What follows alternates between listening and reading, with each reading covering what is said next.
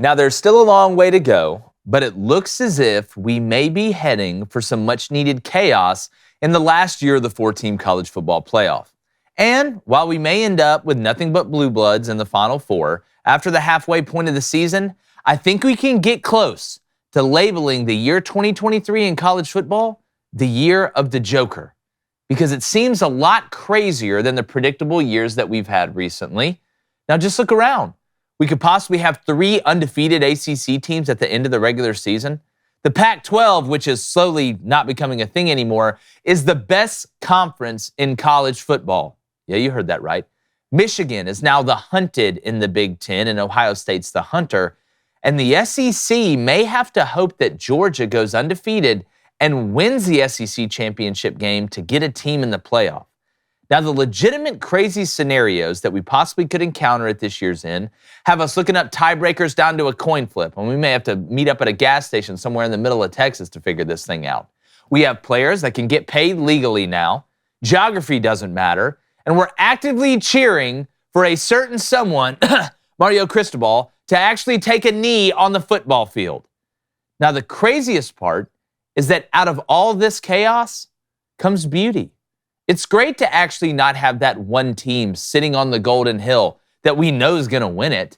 It's awesome that who's going to make the playoff isn't a foregone conclusion halfway through the year. But I must say, I do fear this is not the new normal.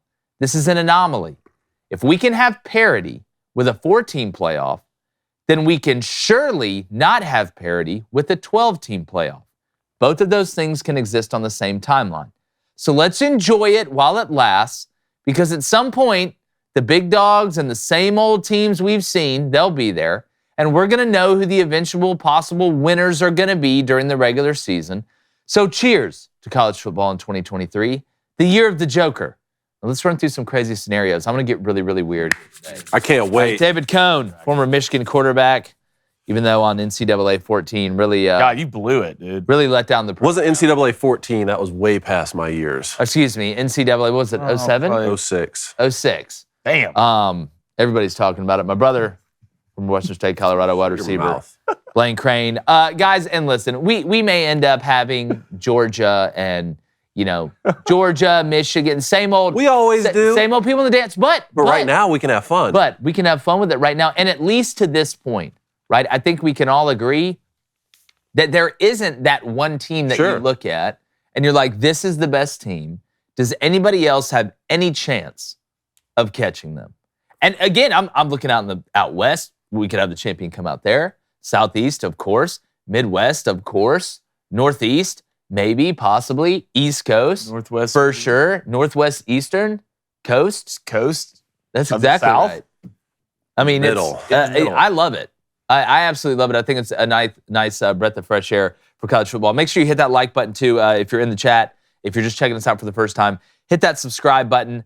I want to go ahead and get into I've got a scenario. I got a couple scenarios. Hit me with a scenario. All right. One that I think kind of, it works itself out, but the second one is it's wild. So let's just play a game of what if. Let's say in the ACC, Florida State finishes undefeated, 13-0, wins the ACC championship game. They're obviously in. Mm-hmm. North Carolina loses to Florida State in the ACC championship. They're 12-1, and Louisville goes 12-0. All right, so that's the ACC. SEC, I'll make it easy. Let's say Georgia goes 13-0. They're in. Pac-12, Oregon goes 12-1. Let's say they lose to Washington but win the Pac-12 championship. Michigan goes 13-0. They're in. So right now, Florida State's in, Georgia's in, Michigan's in. Let's say Texas ends up beating Oklahoma in the rematch and goes 12-1. Who is the fourth team in? You have Louisville at 12-0. At 12-0. You have Oregon at 12-1, and Texas at 12. So I had this scenario too. So remind me in yours, what happens in the Big Ten? The Big Ten, Michigan goes undefeated. Undefeated. So they're in. Okay. I wanted to have a couple shooters there to make it. I had this one too, especially after we found out that Florida State, North Carolina, and Louisville, all undefeated, don't play each other right now. One interesting thing, all three of them still both play Miami and Duke left on the schedule. So there's your tiebreaker against, right? Right. So we have some commonality there. I was thinking about this last night. I feel like that's where you have to lean on the conference championships, and you almost have to punish the ACC for not having a better tiebreaker than just a coin flip, even though if you're Louisville and you're undefeated, you're sitting there like, how are we not in the conversation? It's worth more to me for a one-loss Oregon team who won their championship than an undefeated Louisville. Is there any part of you that says, well, Louisville went undefeated and didn't get to play for their conference championship game? Because I think the most interesting thing here is the Big 12 is very top-heavy. I think we can agree that the Big 12 is unbelievably top-heavy this year. You got the new guys coming in. Texas Tech really didn't work out. Kansas State isn't what they used to be. We're talking about West Virginia, and shout out to Neil Brown. We're going to talk about that game later. We're talking about West Virginia being one of the best teams in the Big 12 this year. So I think Texas is the first team out. Well, actually, in that scenario, hold on. You're saying Georgia goes undefeated, Florida State's undefeated, Michigan's undefeated. That's three. So really You got one more now spot. you're either trying to decide between an undefeated Louisville team who didn't even get to play in their conference championship, which, by the way, and I've been saying this, we're going to see more and more of this. Because if it's possible for us to see three undefeated teams not play each other in a 14-team conference, what's going to happen when we expand to 20 or 24 like some of these conferences? No, it's going to be nuts. Okay, so that, but I love it. Three undefeated at least with Louisville. So you'd either have to take Louisville, the fourth undefeated team who didn't make their conference championship, or you still would have to make a decision between a one-loss Oregon team or a one-loss Oklahoma team or Texas. Yeah. Okay. Well, so to me, I think you have got to take Oregon over Texas, right? If we're saying the Pac-12, all right, it goes to strength of conference you won, right? You would think, right, with all we've talked about the Pac-12, I think you'd have to take Oregon over Texas. The question is, do you take Oregon over Louisville? And then in that scenario, Texas would be sitting there looking like, wait, we lost one game to our biggest rival on the last play. Who possibly could only lose one game if Oklahoma loses the Texans in the Big 12. I know. That's a fun one. You know what I think they do? I think they'd go with Oregon. I think so. I think they'd go with Oregon. Then two, who did Oregon lose to and by how much? That's where you got to get into it. And if they did lose to Washington, where's that game? That game will be on the road. Yeah. On the road to Washington. If you lost by 3, something like that. You could play Washington again. And they'd avenge that, right? Yeah. It's just so hard to go undefeated and not get put in the playoff. I'd freak out. If I'm well, I know what that's like. I know what that's like. It goes back to Auburn. You got to go in there. All right, so how about this one? Let me hit you with this one. Let's say the Big Ten East, this trifecta over there we've been talking about with Michigan, OSU, Penn State. Let's say they all beat up on each other, right? So each of them has one loss, but the winner who gets out of that through their tie-break system does end up winning the Big Ten. So you have a Michigan, OSU, or Penn State, one loss, Big Ten champion, right? Then you have, let's say, an undefeated Florida State team. Okay. All right. So they're in. And then a one-loss Pac-12 champion. Let's say it's Oregon or Washington or USC, something like that, and a one-loss Big 12 champion, like you were talking about. Either Oklahoma drops one and wins the championship game, or Texas avenges that loss. Then in the SEC, a 2-loss. Let's just take LSU right now with 2 losses. Runs the table and beats Georgia in the SEC championship game, giving them 1 loss. Now you'd be sitting there with your back-to-back champion in Georgia with only 1 loss in the conference championship game. The winner of that conference, the best conference we've been talking about, with now 2 losses, and you have undefeated teams still around the country and a couple 1-loss conference champions. Oh, man, that's kind of similar to my second scenario a little bit. So you said FSU goes undefeated. Yeah, and let's just say one other conference goes undefeated. Let's say let's say Oklahoma goes undefeated. Okay, so those 2 are in. So those 2 are in, and then a 1-loss. All the Big Ten East teams have 1 loss each, and the Pac-12 champ has 1 loss. So you have 2 spots. We didn't count the SEC in there. In a world, can you see the SEC champion not get in? That's why. With that's 2 what I'm losses, you're asking. not getting in. I guess it depends on how many undefeated teams are there then. So with 2 losses. So you would take a 1-loss Big 12 champ and a 1-loss, a 1-loss Pac-12 champ and a 1-loss Big 10 champ over a 2-loss SEC champ. And then if you were Penn State or Michigan or OSU, you're sitting there like, man, our only loss could be on the road to one of these teams. This one is... how much is Georgia ranked number 1 when LSU beats them? They would have to be, because if they don't lose, they're not moving, right? And what's interesting about this one, especially if it's LSU who ends up in that scenario being the SEC champ with 2 losses, is they scheduled Florida State week 1. See, that's where I think we have to start talking about strengths of schedule. And this is where the 12-team playoff, I think, is going to help a lot. Because if you're like, if Michigan only ends up with one loss with the schedule they had, and Georgia ends up with one loss with the schedule they had, and they're both sitting here saying, wait, we only lost one game by 3 points on the road or something like that, I don't have any sympathy for you with the schedule you played, even though I think you could make a better case than a 2-loss LSU team at the end of the season still. Well, not if you're Georgia, because you lost to them. Well, yes. I just mean, I'm just talking about from the standpoint of if you're going to be a team like LSU who agrees to play Florida State at the beginning of the year, and then that ends up being one of your losses and you still move forward and win your conference, it's like, man, hats off to playing a tougher schedule. I'm with you on that. God, that scenario is great. We want to know what you think. Who gets in on that one? We have a lot of teams that are trying to take themselves to the next level, right? We're going to see one tonight with West Virginia when Neil Brown was on the hot seat.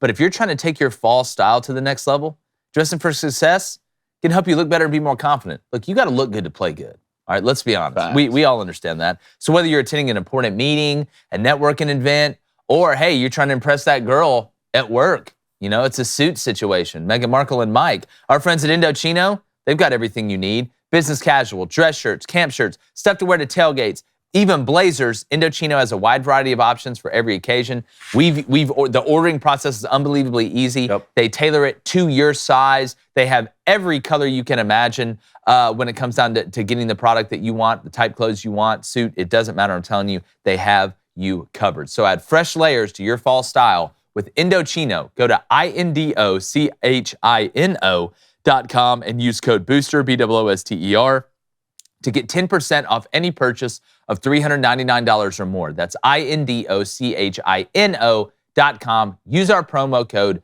BOOSTER. All right, here's my crazy Dr. Seuss one. FSU goes 12-1, okay? Louisville goes 11-1, loses to FSU in the conference championship. North Carolina goes undefeated, doesn't get in. Mm-hmm. Again, looking at the tiebreakers in the ACC. So obviously, Florida State, ACC champ. North Carolina goes undefeated, doesn't get in. Louisville loses to Florida State in the ACC championship. The SEC, Bama goes 11-2. I got Bama in this scenario. And then they beat Georgia in the SEC championship. Oregon goes 12-1, loses to USC in the Pac-12 championship after beating them during the regular season. So USC and Oregon are both 12-1. Michigan goes 13-0.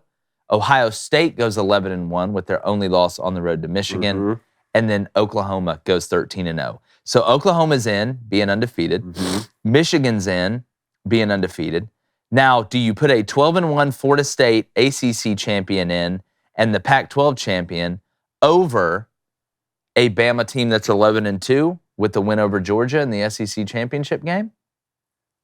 So similar scenario, or but it's different the on undefeated the North Carolina team. Or the undefeated North Carolina team. I feel like you have to take. See, this is, I'm telling you, the ACC could blow this whole thing up.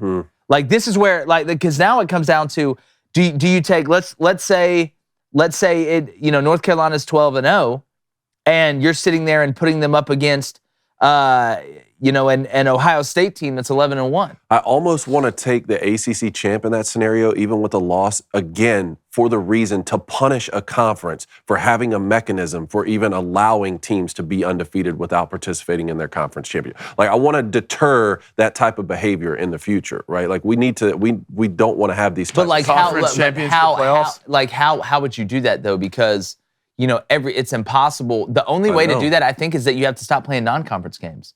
I mean, we're adding more teams to conferences. You just have to play a full conference schedule so everybody can basically play everybody. And still in that scenario, with the amount of teams that are going to these conferences, I don't know if you can even, if it's plausible. Yeah, and it may not be as the. That's the only downside to not having divisions. It's the only that there's way more upside, there's way more pros than cons about not having divisions.